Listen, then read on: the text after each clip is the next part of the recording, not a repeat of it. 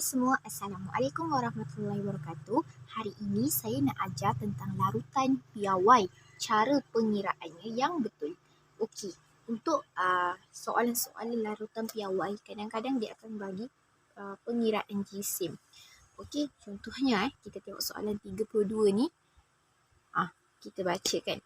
Huraikan bagaimana untuk menyediakan 250 cm padu larutan kalium hidroksida 1.0 mol DM bermula dengan pepejal kalium hidroksida KOH. Okey, untuk mengirakan jisim, dia suruh pengiraan jisim. Bila kita kata pengiraan jisim, kita ada 3 cara untuk kita kira jisim. Seperti mana yang kita dah belajar pada bab 3 iaitu asas kimia, konsep mol.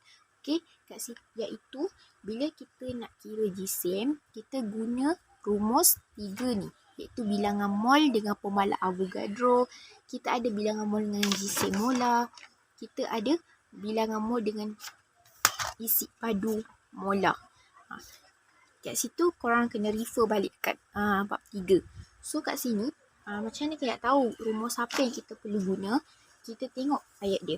Kita yang pertamanya mesti gariskan kata kunci dulu. Keyword apa yang dia dah bagi.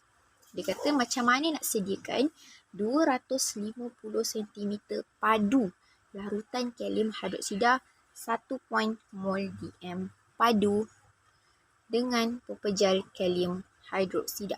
Dengan pepejal kalium hidroksida ni, kita kena fokus pada sini lah. Okey, selalunya dia takkan saja-saja bagi jisim atom relatif ataupun relatif atomic mass ni. Benda ni dia bukan saja-saja bagi. Mesti ada kena guna. Okey, kena ingat tu. Okey, sekarang kita ada 1, 2, 3.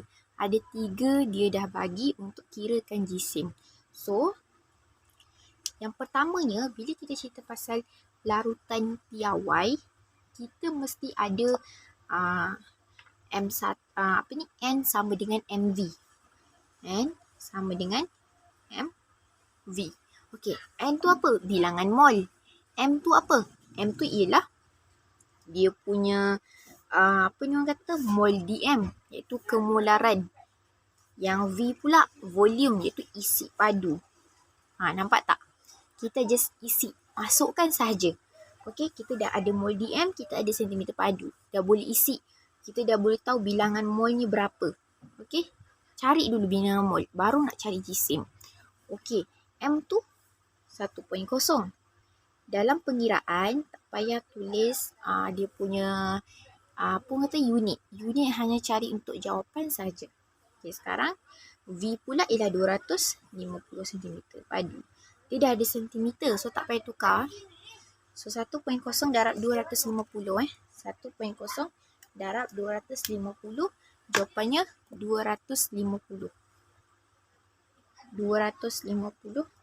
mol. Itu adalah NMV. Okey.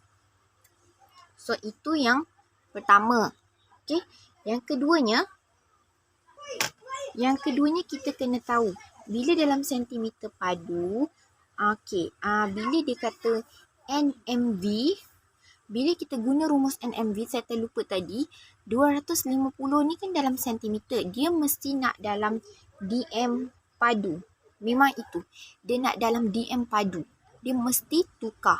Kalau sentimeter ke DM padu ni, dia mesti bahagikan dengan 1000. Itu yang konsep yang korang kena pegang. Bila dia bagi sentimeter padu, korang kena tukar DM padu. Tak boleh kekalkan dia macam ni. Jadi, tadi saya dah buat pembahagian. Dia dapat 0.25 mol. Sama je sebenarnya benda ni. Tapi dia nak unit apa tu yang kita kena tahu. Dia nak dalam DM padu. Dia tak nak sentimeter padu. Memang itu dia punya tu. Pegangan dia memang kena buat. Lepas tu, okey, sekarang dah cari bilangan mol. Sekarang dia nak tahu pengiraan jisim, bukan bilangan mol. So, kita kena teruskan dengan macam apa yang saya cakap, bila nak pengiraan jisim, mesti ada bilangan mol dengan dia punya isi padu molar. Ataupun jisim molar. Sekarang kita nak jisim. So, kita mesti guna jisim. Kita nak tahu jisim kan? Bilangan mol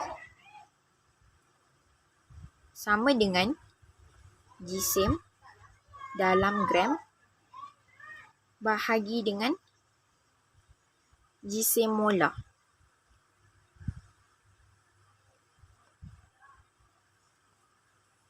Memang ini dia punya rumus. Kalau korang tak percaya, korang boleh tengok dekat buku teks kimia tingkatan 4 muka surat 52. Memang ada benda ni. So, kenapa kita guna rumus ni? Sebab kita nak jisim. Bila cari jisim, kita ada, ini rumus dia. Bilangan mol sama dengan jisim bahagi jisim molar. Sebab kita dah ada bilangan mol 0.25. So, kita boleh isi kat sini. Betul tak? Yang kita tak tahu ialah yang atas ni, betul? Yang jisim molar, apa yang jisim molar? Jisim molar ni lah ialah jisim atom relatif. Dia sekarang jisim atom relatif dia ialah KOH, iaitu dia ada K, dia ada O, dia ada H. Kat sini pun dia ada K, dia ada O, dia ada H. Mana K 39, O 16, H 1. Ditambahkan semua dapat 56. So, tulis 56 kat sini. Isi pada jisim molar ni memang yang jisim atom relatif ataupun jisim molekular relatif. So, macam ni kita nak benda ni, kita pindahkan 56 ke sana. 0.25 darabkan dengan 56.